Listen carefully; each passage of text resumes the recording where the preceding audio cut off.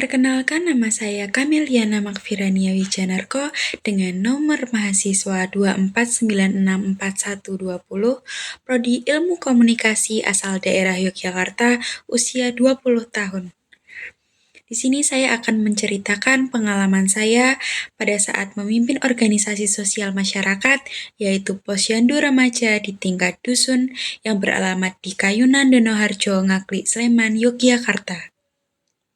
Franchement, Wow, Quand on arrive sur la scène, tu fais wow, les chicks secouent leur boule sans gêne. wow, Envoie ton string et ton soutif en l'air. wow, On est les meilleurs MC de la terre. wow, Quand on arrive sur la scène, tu fais wow. les chicks secouent leur Visi saya menjadi pemimpin Posyandu Remaja, yaitu mewujudkan generasi muda dusun yang sehat, seperti edukatif, harmonis, aktif, dan tangguh sebagai pilar utama pembangun dusun yang berkualitas.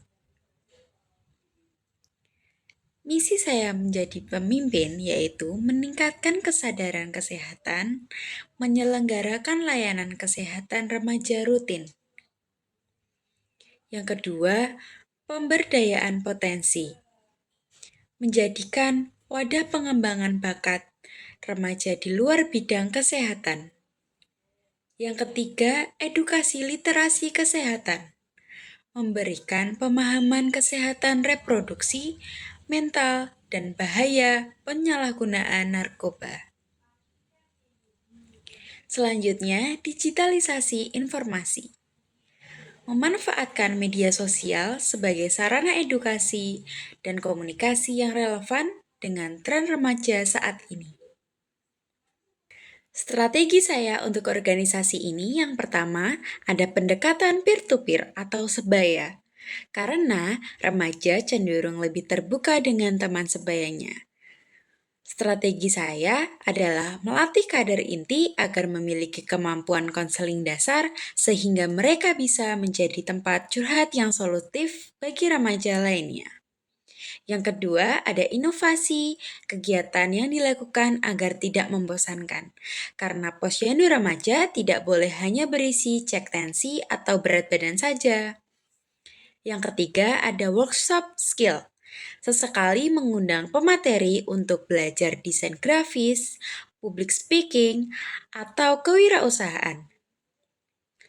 Cara saya untuk memulai proses pemimpin yang pertama dengan membangun pondasi. Sebelum terjun ke lapangan, harus memperkuat struktur internal organisasi. Audit sumber daya manusia, melihat siapa saja kader yang aktif, ajak mereka mengobrol untuk mengetahui motivasi mereka. Selanjutnya ada penyamaan persepsi. Mengadakan rapat perdana untuk menetapkan aturan, pembagian tugas siapa yang memegang administrasi, yang memegang media sosial, selanjutnya melengkapi administrasi, memastikan buku register, data sasaran remaja, dusun, alat kesehatan, dan lain-lain. Selanjutnya ada pendataan. Mengambil data jumlah remaja yang ada di dusun dan mencari tahu masalah utama mereka, misal rokok, anemia, atau kesehatan mental. Selanjutnya ada branding, membuat nama kegiatan dan media sosial yang menarik. Selanjutnya ada aksi perdana. Adakan pertemuan pertama yang seru, menggabungkan cek kesehatan agar remaja mulai datang kembali. Proses menjelaskan kepada anggota agar bisa mencapai visi misi, yaitu dengan menggunakan bahasa yang santai. Seperti menerjemahkan visi misi yang kaku menjadi bahasa tongkrongan. Menunjukkan urgensinya. Menjelaskan dampak nyata bagi dusun jika visi tercapai. Selanjutnya ada pembagian tugas yang jelas, langsung memberikan peran spesifik. Misalnya, si A memegang Instagram, si B memegang timbangan, dan lain-lain. Selanjutnya mengajak diskusi dan membuat slogan. Cara menghadapi masalah yang datang baik internal maupun eksternal.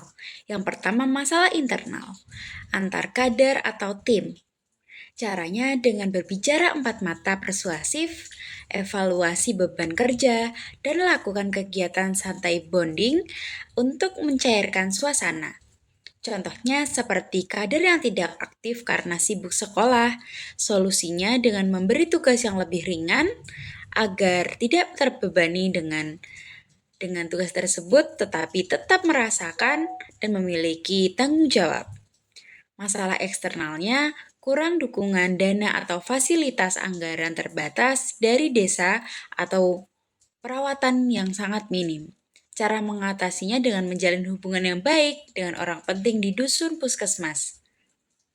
Gaya kepemimpinan yang saya pakai yaitu demokratis. Karena anggota sesama remaja, mereka akan lebih loyal jika merasa suara mereka didengar dan dilibatkan dalam pengambilan keputusan, bukan hanya disuruh-suruh. Selanjutnya, cara saya mengambil keputusan dalam menjalankan organisasi, yang pertama, cek data.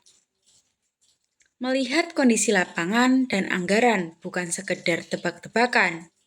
Yang kedua, musyawarah atau diskusi. Dengarkan masukan kader agar keputusan lebih kreatif dan didukung bersama. Putuskan atau tegas.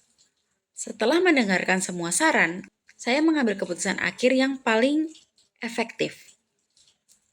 Selanjutnya, putuskan atau tegas.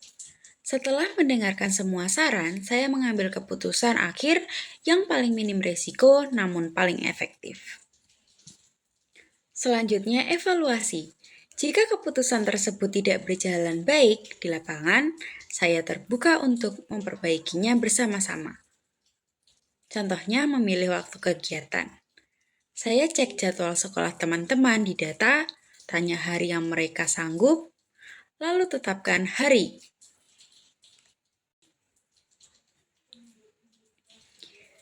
Yang akan saya implementasikan setelah belajar kepemimpinan untuk kehidupan sehari-hari, yang pertama, mendengarkan lebih banyak.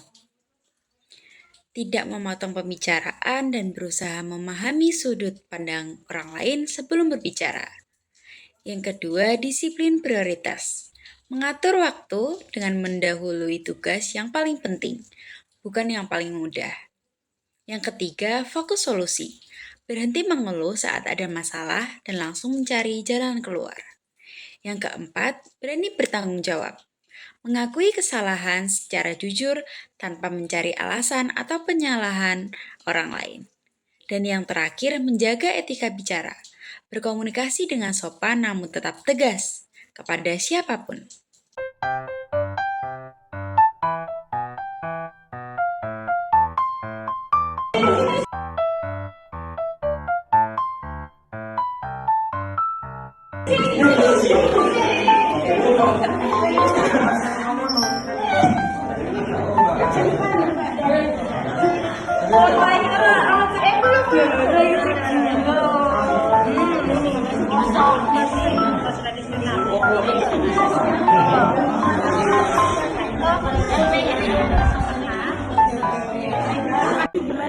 Jurusan ilmu komunikasi ke kesehatan dulu. Iya. Bisa. Bisa. Nah, Satu kali.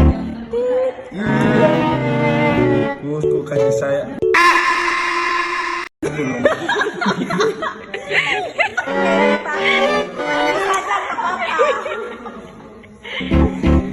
Oh, bagian.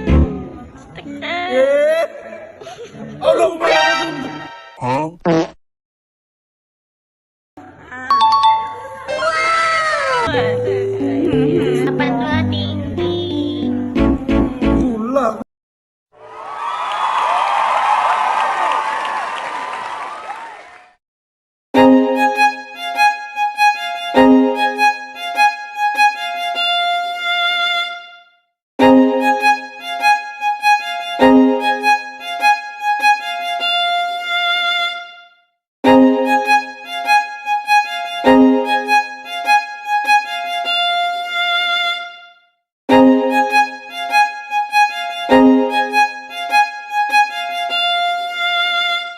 Sekian dari saya. Wassalamualaikum warahmatullahi wabarakatuh.